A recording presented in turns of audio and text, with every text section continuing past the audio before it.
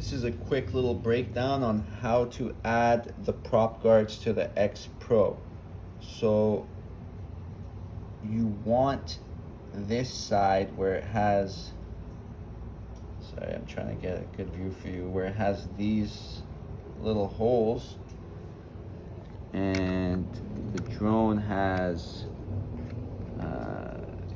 this hole here and this hole here. You would just take it and it will fit in those holes. You just push it in. Sorry, I know it's a little shaky doing it with one hand, but you would just put it in those holes and there you go. Your prop guards are in. Good to go.